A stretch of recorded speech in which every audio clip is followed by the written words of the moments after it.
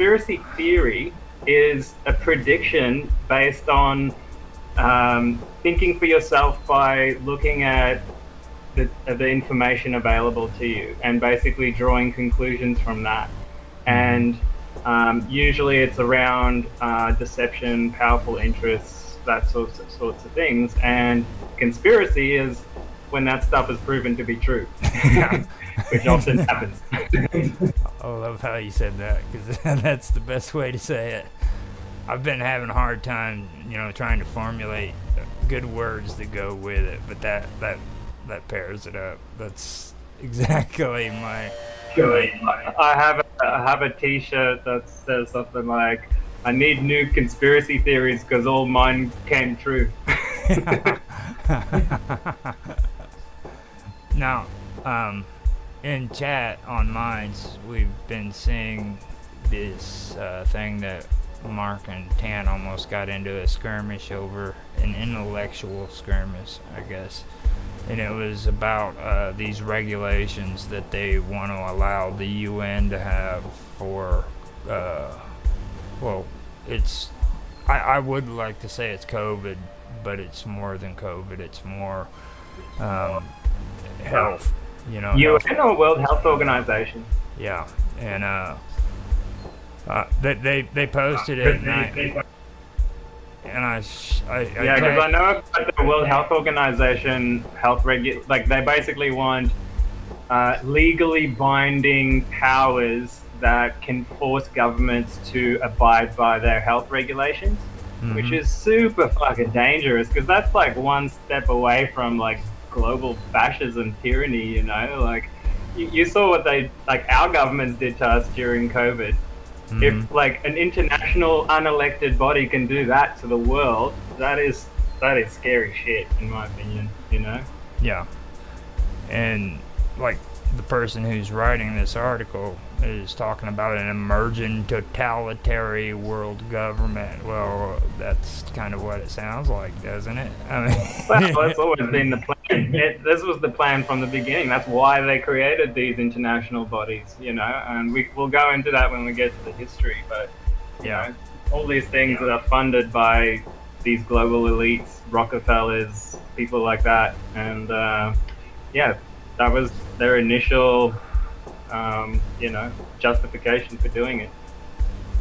And when it comes to that too, you always hear people talk about the Rockefellers, they talk about the Rothschilds, but like especially when it comes to Jacob Schiff, there's a family that everybody always leaves out, and I always find it mysterious why they do that, and that's the Warburgs.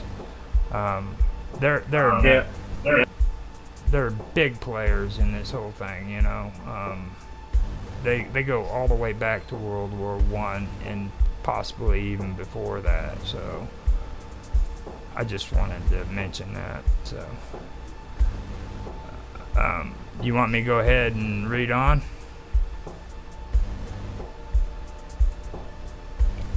Okay. So yes, please. Sorry, I lost my tab there. Another one that was left out is the Habsburgs. Oh yeah. Habsburgs family. They go all the way back into ancient Germanic times, but yeah, they're mega rich, just like the Rothschilds. They got a whole city named after them. Well, with them too, they get into the real nitty gritty. Like everybody talks about secret societies, but they don't understand that the royals actually had their own secret societies too. Like, whenever they were fighting against the Ottomans. 100%. The families of royalty would actually be taken as hostages to make sure that their followers followed their rules. You know what I mean? So. And ever since ancient times, the only way that these royal skirmishes or power grabs was resolved was to intermarry, right? Your prince's son would marry some other princess in another country you're fighting, and therefore they won't kill each other. And this has been happening for thousands of years, which means all the royal families of all the countries around the world are already intermarried. So why would they not collude, right? They got all the resources. Mm-hmm. And like you said, this was actually the origins of secret societies, because going all the way back to Egypt and stuff like that, who got most access to the ancient mystery secrets was the pharaoh and his priesthood, his high priests. Yeah, exactly. And it was the same in Israel. It was the same in every country. Exactly. And a good example of that modern day is so like I'm sure we're all familiar with Freemasonry. Yeah. They're all over the world, right? Yeah. But one thing you probably don't know is that Freemasonry is a male fraternity, right? No females allowed. I mean, there's like another one that they've made for females, but it's not inside Masonry. But the sovereign of all Freemasonry is actually a part of a royal secret society called the Order of the Garter, and this is all the kings and queens of England and like the princes and stuff like that all become part of this Order of the Garter. I'll put a link in there soon, but you have to be of royal blood to be in it. So the sovereign of the monarchy is actually the sovereign of all Freemasonry. Yeah. And that was Queen Elizabeth until recently, which now it would be King Charles. So yeah, I find that interesting. And they actually have these. A garter is like a band that, like, you know, a woman would normally wear around her thigh, right? But in ancient times, it was also for witches that they would inscribe text on these garters that were like magic amulets, sort of. And the royal garter in the Order of the Garter says something in Latin that means evil unto those that think evil of it, which is kind of like cursing those that try to oppose them, you know? Yeah. And this goes all the way back to the witch kings and queens of England in the old days, which actually originated probably from ancient Egypt as well. So, interesting, because the Masons see themselves as those who preserve the ancient mysteries, okay, that came from all over the world, mainly Egypt, maybe a little bit of Babylon, places. But now it's been speculated, and I'm going to post this right now, which is Manly P. Hall is a 33rd degree Freemason, and all the Freemasons around the world, like, you know, really look up to this guy, because he was like very, very well studied in all the different aspects of Masonic lore. And he did a really good, the best I've ever seen, talk on the Illuminati and its origins. And I highly recommend giving it a listen, because most people ascribe the New World Order agenda to the Freemasons. And it turns out that Freemasonry in the higher degrees are actually tied into the Illuminati, along with a whole bunch of other secret societies around the world. It's sort of like the top of the pyramid is the Illuminati, and then a bunch of other secret societies. The information trickles down to them, and it's basically different layers of separation, so you don't really know who's in control.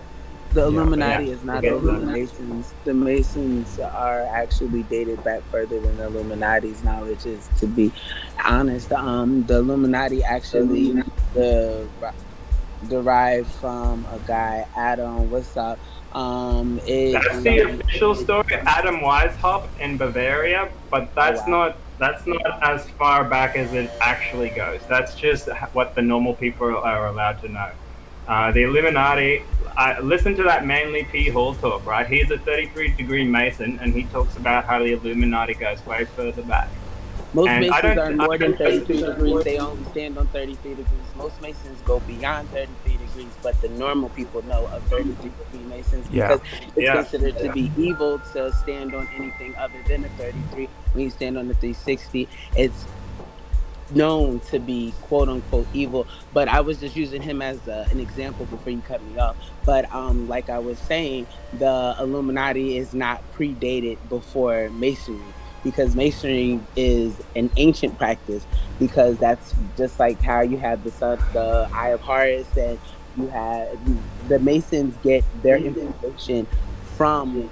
Yeah, but the Masonic order actually isn't that old. Like it is. They've borrowed a lot of their mythology and rituals and stuff from ancient times, but it's not like the modern day Freemasonry is actually like a very watered down version of the ancient stuff, and is a little bit more modern.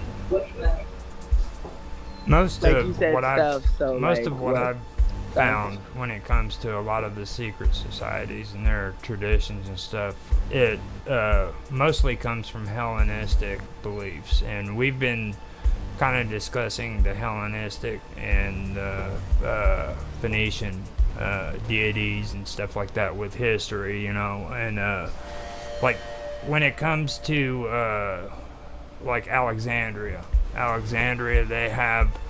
they're not as old as the older you know, tombs and stuff, but they're modern for ancient Egypt. And what they have is they have like these statues that step forward with one foot and one hand out. You know what I mean? Now that is a Masonic sign. That's one of the codes they have. You know what I mean? Outside symbols. of the Masons and outside of the Illuminati, who are the other secret societies that you people are aware of, or that not so normal, I guess, people are aware of, as Mr. Robot insinuated? Because apparently there's supposed to be a bunch of... I insinuated too, because like... I was just asking a question. Like, have you heard of Order of the Golden Fleece? Yes. Okay. Now, the Order of the Golden Fleece, that was all royalty, you know. Most people don't even know anything about that. The crown, and yeah, but I'm just saying, that's not Illuminati. So wouldn't they have more power than the Illuminati? That's my whole... See, in the Illuminati, there's no evidence. He said the Illuminati was at the top. My point was Illuminati is not at the top. There's no evidence whatsoever that the Illuminati I've got a list here. I'm trying to find it. Really existed. I mean, it's... You've got what does writings. Illuminati mean again? What does Illuminati mean again? You've got... It means the illuminated. The illuminated. Oh, okay. Like enlightened, basically. Now, see... It comes from the idea that once you achieve initiation, you're able to become an enlightened being, like a god, like in a human form. Okay, and who does the initiating? Like, where is this initiating? Well, each secret society. So this comes all the way back to like, you know, the Temple of Delphi and ancient Egypt. They had these mystery schools, right? Ancient mystery schools, which basically was a type of ceremony that they did in secret that helped initiate you. Basically, it was like a psychedelic trip that they did back then, and it turns on your psychic senses, and you're able to see energy. You're basically able to talk to higher consciousnesses, and you become like a priest. That's why a lot of people that have been through that type of things became like polymaths and like really well-renowned scholars. You know, Plato, for example, Pythagoras. You know, that.